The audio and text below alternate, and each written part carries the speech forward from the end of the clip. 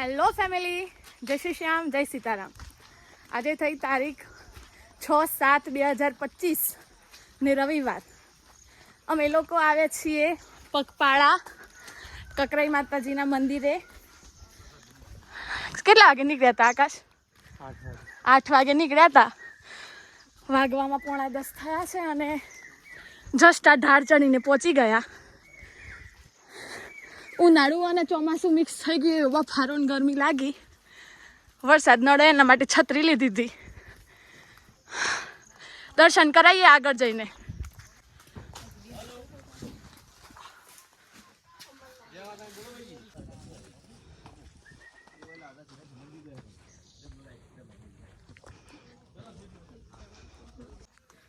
વર્થુથી આશરે 5.5-6 કિલોમીટર ચાલ્યા અને પહોંચ્યા કકરાઈ માતાજીના મંદિરે. આમ તો વાંધો ના આવે ચાલવામાં, પણ જે મેઇન ઢાળ હતા ત્યાં થોડું શ્વાસ ચડી ગયા અને પહોંચી ગયા સીડીઓમાં. બેસવાની સારી એવી વ્યવસ્થા છે અહીંયા. આ દેખાય માતાજીનું મંદિર.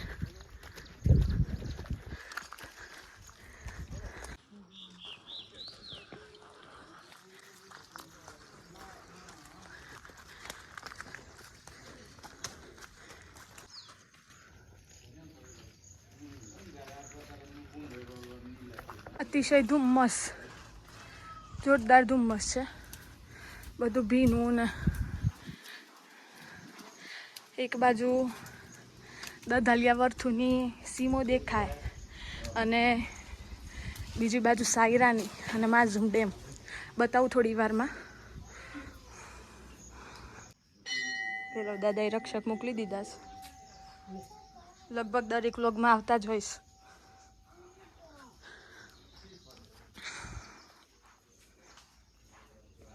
બધાની માનતાઓ હોય ને એ બધું અહીંયા ચૂંદડીને બધું લગાવો.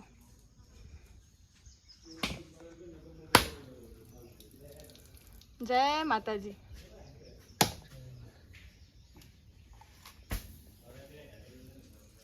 કંઈક કામ ચાલુ લાગે છે અહીંયા. સિમેન્ટ ને બધું આવે છે. શું કેવું રિયાબેન? શેડ બનાવવાનો?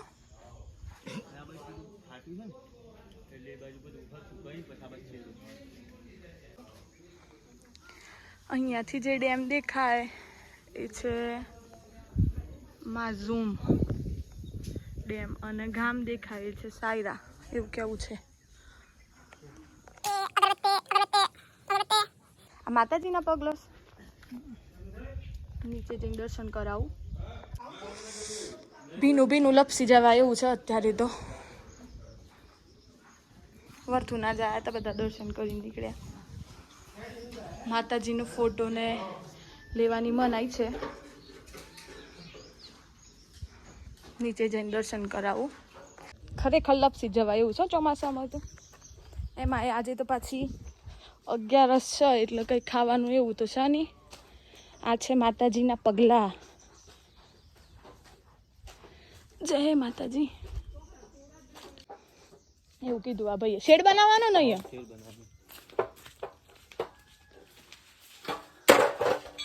રિયાબેન પાછળ શું છે? ટાવર દેખાય છે, બીજું કોઈ દેખાતું નથી. બધા છત્ર છાયા માતાજીની.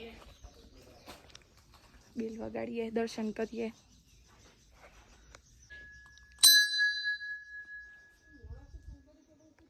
થોડી વાર બેસીએ, ઘરેથી જોઈએ છે કોણ લેવા આવે છે અને પછી જઈશું ઘરે. આ તો કીધું જો દર્શન કરવા મળતા હોય, કરાવવા મળતા હોય તો કરાવી દઈએ, પણ અંદર તો બંધ છે. માતાજીની ધજા. બેસીએ થોડી વાર.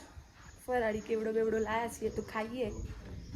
અને સરપંચ સાહેબ જોડે આવ્યા છે. હવે એમને તો મીટિંગ છે એટલે જવાનું છે એટલે જતું રહેવું પડશે. જઈએ છીએ થોડી વારમાં. આ બેઠા સરપંચ સાહેબ.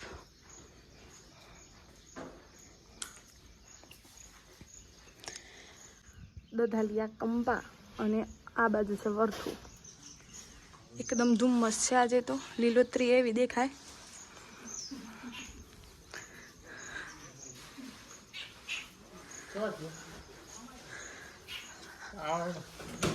મંદિરનો એક બીજી તરફનો ભાગ.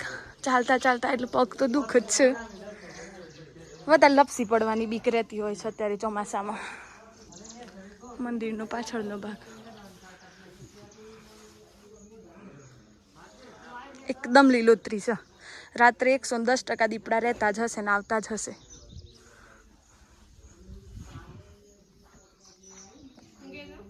સાદ આપી રહ્યા છે. જય માતાજી. ડાબા હાથે લેવું છે, સોરી હો. આમ તો એવું કહેવાય કે ના લેવાય, હે ના લેવાય ને ડાબા હાથે. એ ભગવાન હવનું ભલું કરે. બીજું તો હું માતાજીનું લેવાનું ના પાડું છું. ભીનું થયું ચાલે. જે લોકો ચાલતા આવતા હશે ખરેખર તકલીફ જેવું છે. હં ઢાળ મેઇન ઢાળ છે, નહીં ચડાયો, ઘણો કાઠો પડ્યો. રવિવાર છે એટલે આજે દર્શનાર્થીઓ તો આવવાના આખો દિવસ. આ બધા લગભગ ચાલતા જ આવતા હતા, રસ્તામાં મળ્યા હતા ખરા. हो गई थी कि चला नहीं जा रहा था ना, तो व्लॉग शूट नहीं हुआ. ચાલીને આવવાનું હતું એટલે પ્રોબ્લેમ એ હતો કે વજન કોણ ઉપાડે, અને એ ચક્કરમાં પાણી એ ના લાયા.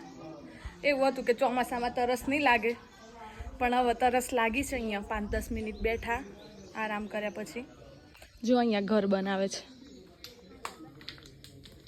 એવું પેલા કહેતા કે અહીંયા જેટલા પથ્થરથી તમે માળ બનાવો ને એટલા માળનું તમારું ઘર બને. શ્રદ્ધાના સીમાડા ન હોય. 10 વાગી ગયા છે. વાગ્યા છે બધા લોકો. પાણી ભર્યું છે અહીંયા. લીલોતરી જ લીલોતરી, ચારે બાજુ ચોતરફ લીલોતરી.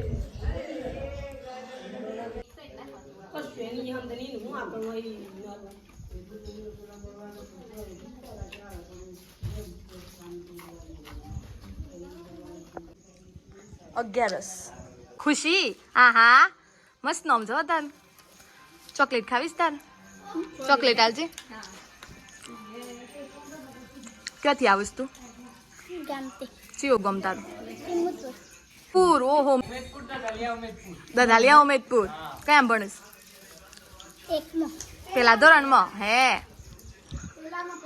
પેલામાં? અને તું? પાડી લીધો. વિડીયો આ યુટ્યુબ પર જોરદાર જોઈ દીધો. બાકી અહીં સરપંચ બેઠા હે એ તો જો આવ્યું.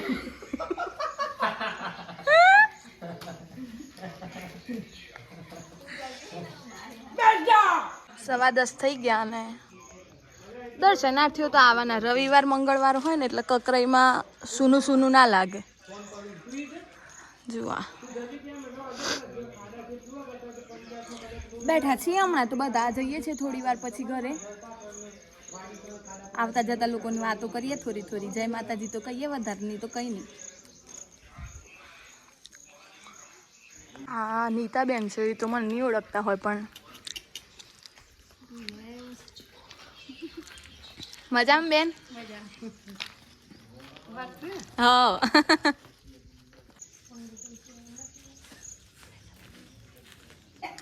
શ્રદ્ધાળુ આયા.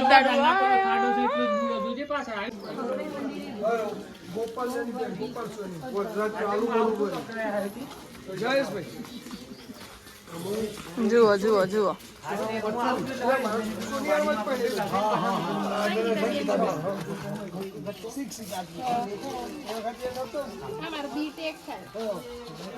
પપ્પા આવી ગયા છે લેવા માટે, દર્શન કરવા. અમે જો જઈએ ને એ તો લેવા આવી જ જોઈએ છે.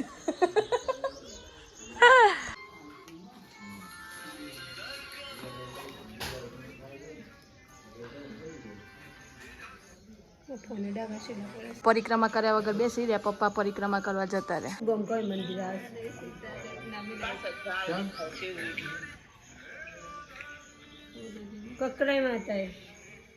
કેવું લાગ્યું માતાજીના સાનિધ્યમાં આવ્યા પછી? સારું લાગે. હા સરપંચ સાહેબ બધાનું ચલાઈને લાવશે ને લેવા મોમો આવશે. હા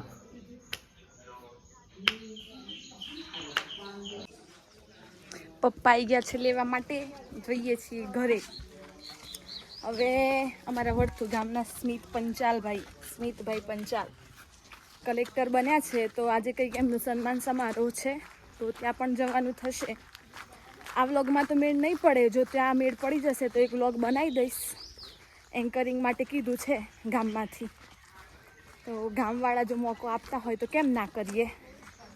એટલે એ બપોરે છે, લગભગ 3-3:30 એ કાર્યક્રમ છે, એમનું સન્માન થશે. સરપંચ પણ નવા બન્યા છે, યુવા સરપંચ છે, એટલે એમનું પણ થોડું થશે. જોઈએ છે કેવું થાય છે, બનાવીશું એક વ્લોગ. હાલ તો જઈએ છીએ હવે ઘરે. પથ્થર પગમાં તો એવી ઝંઝનાટી આવે છે, ઝંઝનાટી. પબ્લિક તો ચાલુ થઈ ગયું.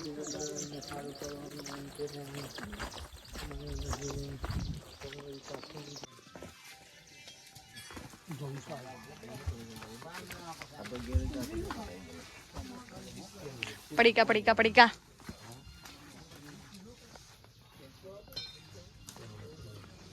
ગ્રીનરી જ ગ્રીનરી. અહીંયા બધા પાર્કિંગ વ્યવસ્થા જેવું છે, આપણી ગાડી ત્યાં જ પડી છે. શું લો છો રિયા બેન? હરીશ્રી માટે. અમારા ભાણીબેન નથી આને, બહુ મજા આવતી. કેટલા વાળા? 30 રૂપિયા. તો નીકળી ગયું છે અહીંયાથી. કકરાઈ આવો તો લેજો આ બધું.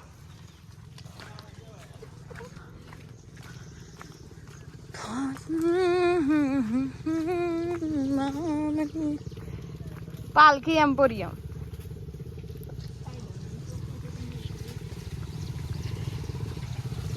ક્યુટી પાય